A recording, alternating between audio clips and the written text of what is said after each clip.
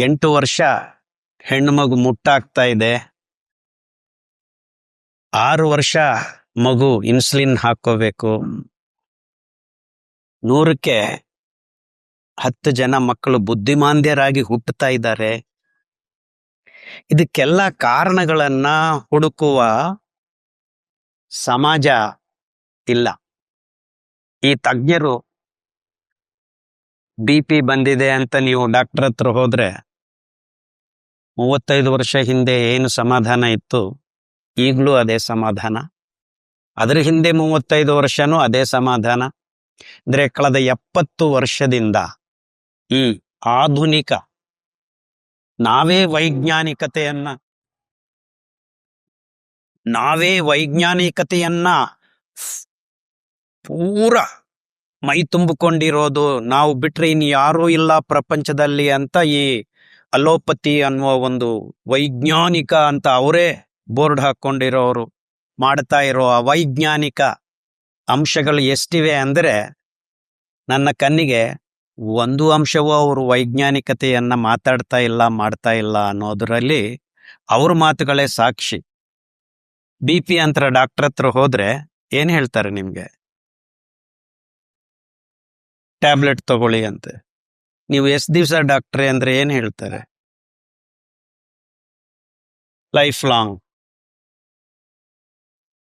ಈಕೆ ಹೋಗಿ ನನಗೆ ಥೈರಾಯ್ಡ್ ಬಂದಿದೆ ಅಂತ ಟ್ಯಾಬ್ಲೆಟ್ ತಗೊಳ್ಳಿ, ಎಷ್ಟು ದಿವಸ ಅಂದ್ರೆ ಲೈಫ್ ಲಾಂಗ್. ಈಗ 6 ವರ್ಷ ಮಗುಗೆ ಮುಟ್ಟಾಗಿದೆ. ಏನು ಕಾರಣ ಅಂತ ಕೇಳಿದ್ರೆ ಇವತ್ತಿಗೂ ಒಬ್ಬ ಡಾಕ್ಟರು ಸಮಾಧಾನ ಕೊಟ್ಟಿಲ್ಲ. 11ನೇ ಶತಮಾನದಲ್ಲಿ ಬಸವಣ್ಣ ಅವರು ಸಮಾಧಾನ ಕೊಟ್ಟಿದ್ದಾರೆ.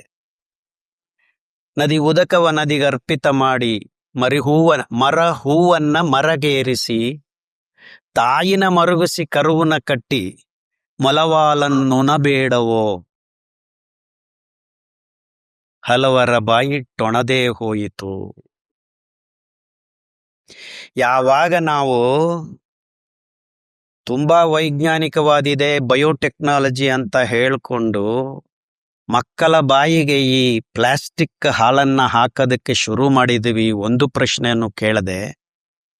ಯಾಕಂದ್ರೆ ಸ್ಟೆರಾಯ್ಡ್ಸ್ ಅನ್ನ ಮಾರಾಟ ಮಾಡಿಕೊಳ್ಳುವ ಒಂದು ವಾಣಿಜ್ಯೀಕರಣದ ಒತ್ತಡ ಅದು. ನೀವು ನಿಮ್ಮ ಮಕ್ಕಳ ಬಾಯಿಗೆ ಹಾಲು ಕುಡಿಸ್ತಾ ಇದ್ದೀರಾ ಅಂದ್ರೆ ಅದರಲ್ಲಿದ್ದಷ್ಟು ಅವೈಜ್ಞಾನಿಕತೆ ಎಲ್ಲೂ ಇಲ್ಲ. ಮಕ್ಕಳಿಗೆ ತಾಯಿ ಹಾಲು ಬಿಟ್ಟು ಬೇರೆ ಜಾನುವಾರುಗಳ ಹಾಲು ಬಾಯಿಗೆ ಹಾಕ್ತಾ ಇದ್ದಾರೆ ಅಂದ್ರೆ ನೀವು ವೈಜ್ಞಾನಿಕವಾಗಿ ದ ಮೋಸ್ಟ್ ಅನ್ಸೈಂಟಿಫಿಕ್ ಫೆಲೋ. ತಾಯಿ ಹಾಲು ಅಂದ್ರೆ ತಾಯಿ ಮಗು ಬೆಳೀತಾ ಇದ್ದಂಗೆ ಹಾಲನ್ನ ಬದಲಾವಣೆ ಮಾಡ್ತಾ ಬರುತ್ತೆ. ಎವ್ರಿ 3 ವೀಕ್ಸ್ ಯಾಕೆ ಮಗುಗೆ ಜ್ವರ ಬಂದಿದೆ ಅಂತ ಮೊದಲನೇ ಗಂಟೆ ಬಾಯಿ ಸ್ತನದ ಮೇಲೆ ಇಟ್ಟಾಗಲೇ ಗೊತ್ತಾಗತ್ತೆ ತಾಯಿಗೆ. ಇಲ್ಲಿ ಗೊತ್ತಾಗದೆ ಇರಬಹುದು, ಇಲ್ಲಿ ಗೊತ್ತಾಗತ್ತೆ. ಆ ನೆಕ್ಸ್ಟ್ 2 ಗಂಟೆಯಲ್ಲಿ ಪ್ರೊಡ್ಯೂಸ್ ಮಾಡೋ ಹಾಲು ಬೇರೆ ಇರುತ್ತೆ. ಅಂಥದ್ದು ಯಾವುದೋ ಹಸು ಹಾಲು ತಂದು ನಿಮ್ಮ ಮಕ್ಕಳ ಬಾಯಿಗೆ ಹಾಕ್ತಾ ಇದ್ದೀರಾ. ಇದೆಲ್ಲ ವೈಜ್ಞಾನಿಕವಾಗಿ ಸರಿ ಇದೆ ಅಂತ ದೊಡ್ಡ ದೊಡ್ಡ ಇನ್ಸ್ಟಿಟ್ಯೂಷನ್ಸು ಆರ್ಗನೈಸೇಷನ್ಸು ಮಾಡಿ ಈ ಬಯೋಟೆಕ್ನಾಲಜಿಯನ್ನ ನಿಜವಾದ ವೈಜ್ಞಾನಿಕತೆ ಅಂತ ಹೇಳಿ ಹಾಲು ಕುಡಿಬೇಕು ನಿಮಗೆ, ಅದರಲ್ಲಿ ನಾವು ವಿಟಮಿನ್ D ಹಾಕ್ತಾ ಇದೀವಿ, ಇದು ಮಾಡ್ತಾ ಇದೀವಿ, ಅದು ಮಾಡ್ತಾ ಇದೀವಿ, ಫೋರ್ಟಿಫೈಡು ಅಂತ, ಇದೆಲ್ಲ in the name of science. ಅದನ್ನ ಕುಡಿಸಕ್ ಶುರು ಮಾಡಿದ ಮೇಲೇನೆ 1982 ಅಮೆರಿಕ ಯುರೋಪ್ ದೇಶಗಳಲ್ಲಿ ಹೆಣ್ಣು ಮಕ್ಕಳಿಗೆ ಮೂತಿ ಮೇಲೆ ಮೀಸಕ್ಕೆ ಬರೋ ಶುರು ಆಯಿತು. ಮುಟ್ಟಾಗೋದು 8 ವರ್ಷ 6 ವರ್ಷಕ್ಕೆ ಇಳಿದು ಬಂದಿದೆ. ಈಗ ಪ್ರಪಂಚದಲ್ಲಿ ಯಾವ ದೇಶದಲ್ಲೂ ಹೆಣ್ಣು ಮಕ್ಕಳು 15-14 ವರ್ಷಕ್ಕೆ ಮುಟ್ಟಾಗ್ತಾ ಇಲ್ಲ. ಎಲ್ಲರೂ 10 ವರ್ಷ ಕೆಳಗಡೆನೆ ಮುಟ್ಟಾಗ್ತಾ ಇದ್ದಾರೆ. ಇಷ್ಟು ದೊಡ್ಡ ಅನಾಹುತ ನಡೆದಿದೆ ಅವೈಜ್ಞಾನಿಕವಾಗಿದ್ದ ವಿಷಯದಿಂದ. ಇಲ್ಲಿ ತನಕ ಒಬ್ರು ಕಿರುಕ್ ಅಂತ ಮಾತು ತೆಗಿತಾ ಇಲ್ಲ.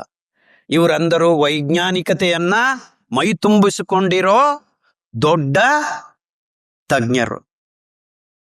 ಅಂದ್ರೆ ನಾನು ಹೇಳಕ್ ಹೊರಟಿದ್ದೇನೆಂದ್ರೆ, ನಾಳೆಯಿಂದ ಮಾನವ ಜಾತಿ ಈ ಹಾಲನ್ನ ಕುಡಿಯೋದು ನಿಲ್ಲಿಸಿದ್ರೆ ಬರೋ 6 ತಿಂಗಳಲ್ಲಿ ಎಷ್ಟು ಇದೊಂದೇ ಕೆಲಸ ಮಾಡಬೇಕು ನಾವು ಮಾನವ ಜಾತಿ.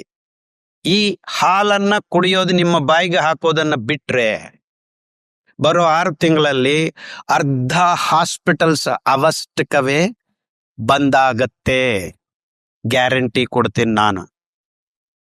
ಈ ನಡುವೆ ಎಲ್ಲರೂ ಗ್ಯಾರಂಟಿ ಕೊಡ್ತಾ ಇದ್ದಾರೆ, ನಾನು ಒಂದು ಗ್ಯಾರಂಟಿ ಕೊಡ್ತೀನಿ. ಇದು ನಿಜವಾದ ವಿಜ್ಞಾನ. ತಾಯಿ ಹಾಲು ಬಿಟ್ಟರೆ ನಿಮ್ಮ ಬಾಯಿಗೆ ಒಂದು ತೊಟ್ಟು ಹಾಲು ಬೇರೆದು ಹೋಗಬಾರದು. ಸೊ ಮಕ್ಕಳನ್ನ ಹೆಂಗೆ ಬೆಳೆಸ್ಬೇಕು? ತಾಯಿ ಹಾಲು ನಿಂತ ಮೇಲೆ ಅದ್ಭುತವಾದ ಕೊಡುಗೆಗಳು ಪ್ರಕೃತಿ ನಮಗೂ ಕೊಟ್ಟಿದೆ. ರಾಗಿ ಹಾಲು, ಎಳ್ಳಿನ ಹಾಲು, ತೆಂಗಿನಕಾಯಿ ಹಾಲು, ಸಜ್ಜೆ ಹಾಲು, ನವಣೆ ಹಾಲು. ಹಾಲ್ ನವಣೆ ಅಂತ ಒಂದು ತಳಿ ಇದೆ. ಅಂದ್ರೆ ದೇವರು ಹಾಲ್ ನವಣೆಯನ್ನ ಮಕ್ಕಳ ಹಾಲುಗೋಸ್ಕರನೇ ಬೆಳೆಸ್ತಾನೆ. 188 ತಳಿಗಳಿವೆ ನವಣೆಯಲ್ಲೇ. ಇಲ್ಲಿದೆ ನವಣೆ ಧಾನ್ಯ. ರಾಗಿ ಹಾಲು ಕುಡಿಸಿದ್ರೆ ನಿಮ್ಮ ಮಗುಗೆ ಕ್ಯಾಲ್ಸಿಯಂ. ಈಗ ನಿಮಗೆ ಕಾಲು ನೋವು ಕೈ ನೋವು ಇರೋರೆಲ್ಲರೂ ಈ ಮೊಟ್ಟೆ ಮಾಂಸ ಹಾಲು ಬಿಟ್ರೆ ಸಾಕು, ಅರ್ಧಕ್ಕರ್ಧ ಕಾಯಿಲೆ ವಾಸಿ ಆಗತ್ತೆ. ಅದ್ರ ಮೇಲೆ ನೀವು ರಾಗಿ ಹಾಲು, ಸಜ್ಜೆ ಹಾಲು ಕುಡಿಯಕ್ಕೆ ಶುರು ಮಾಡ್ರಿ, 3 ವಾರದಲ್ಲಿ 90% ಪ್ರಾಬ್ಲಮ್ ಸಾಲ್ವ್ ಆಗತ್ತೆ ನಿಮಗೆ. ಅದ್ರ ಮೇಲೆ ಕೊರ್ಲೆ ನವಣೆ ಊಟ ಮಾಡಿದ್ರೆ ನಿಮಗೆ ಇನ್ನು ಕಾಯಿಲೆ ಬರೋದೇ ಇಲ್ಲ. ಗ್ಯಾರಂಟಿ.